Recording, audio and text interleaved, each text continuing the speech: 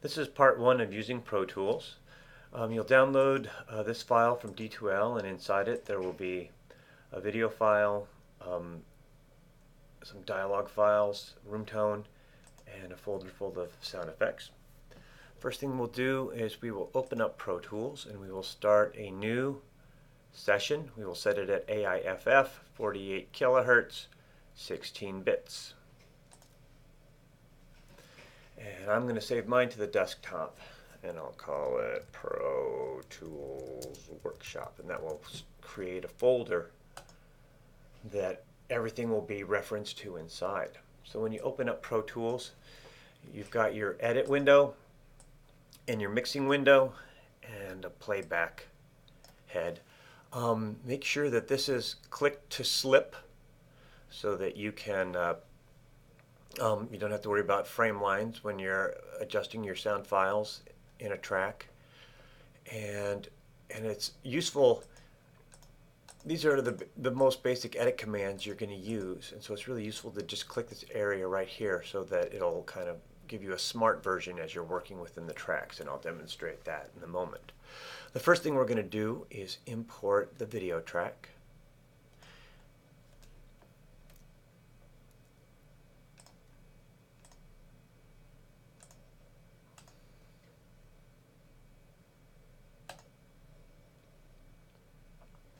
Alright, and this is a 1280 by 720 file, and it's MOS, and you can make it smaller or bigger.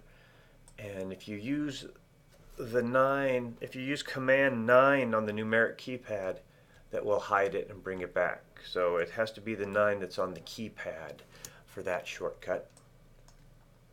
If you want to make this track bigger so that it fills up the composition, we'll just hit the plus sign until it fills up the frame. Make this just a little bigger to help us out.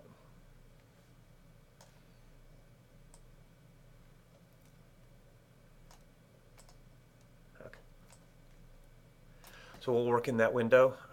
This always floats on top, so I'm just going to stick it up there to keep it out of the way. Alright, now the video track you have to import that way, but it is possible to just grab these individual tracks and drop them in, and it'll create a new track. And so with this blue bar, you know, we can trim it, we can move it, and we can cut it. But so what we want to do is we just want to use the hand, and we want to drag it all the way to the left so that it's in sync. And that's scene 16 Palmer. Next we'll bring in scene 16 Stewart, his dialogue. And then we will add the room tone.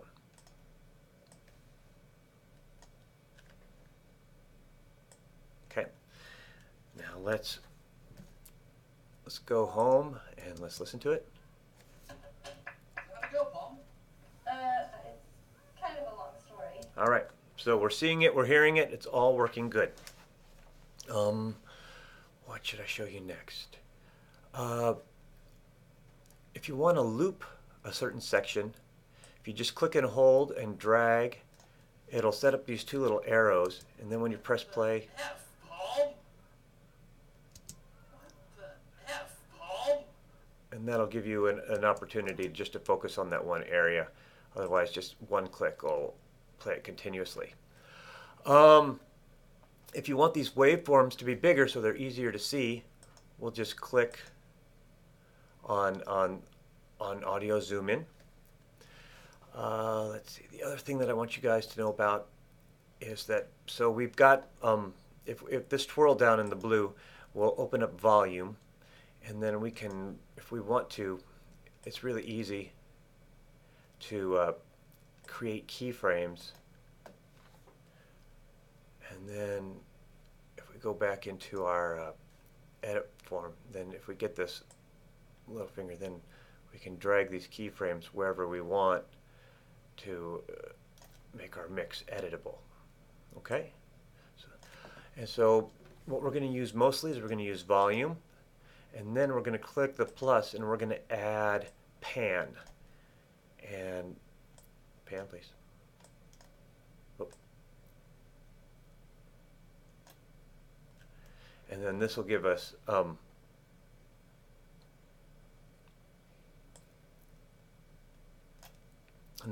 us the ability to pan the sound as well using keyframes.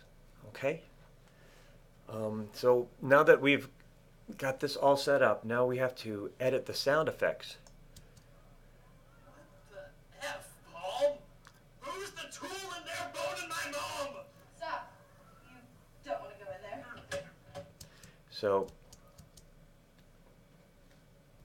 So we'll add the moaning to our track. Okay, here's our moaning. And I want this to be at the bottom, so I'm just going to click and hold and drag it down. And let's take a look at the volume. So when the door opens, that's when we want the volume to increase.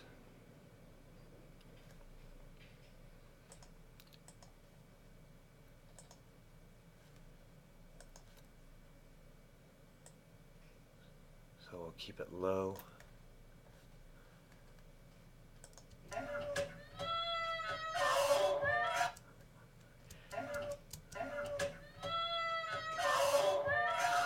And now we'll just scroll down to where the door closes, and that will give us its opportunity to fade that down. Back to what it would sound like with the door closed. Okay, and so basically just add, if you want to create a blank track to work in, it would be track new, and mono is fine for most of the stuff. If you don't know, if it says 1, 2, you know it's a stereo pair. Sometimes we might not know that, and so dragging it in will make that clear. Let's drag in, so you'll see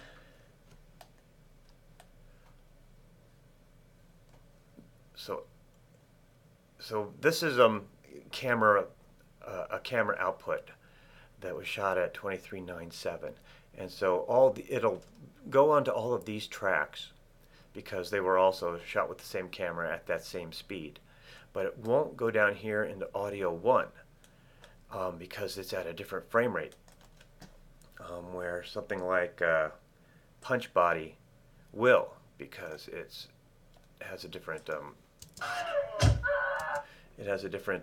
speed. Shot at a different speed, so you'll see that there's not enough moaning going on to cover the whole scene, and so you'll solve that problem by going track, duplicate, and then you can slide your track here, and then we will do a cross dissolve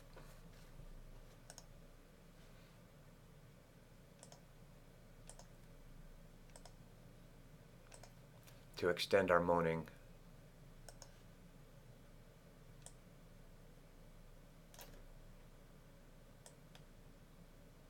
over the whole scene. And then we'll bring this hover bar and snap it to be the length of the scene. Okay, so just go ahead and add all of your sound effects. You might want to, if you want to rename this, just click on it,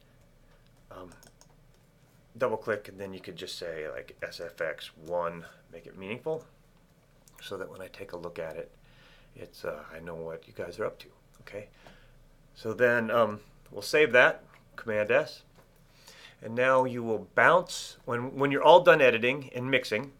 Then you're going to bounce out just the sound, and so you will go File, Bounce to Disk, and disk means your hard drive, and you'll go with a manual stereo pair, AIFF mono sum, 16 bits, 48 kilohertz, and convert after bounce is fine.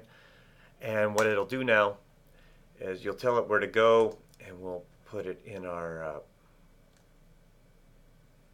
Pro Tools Workshop folder, and we'll call it save as Workshop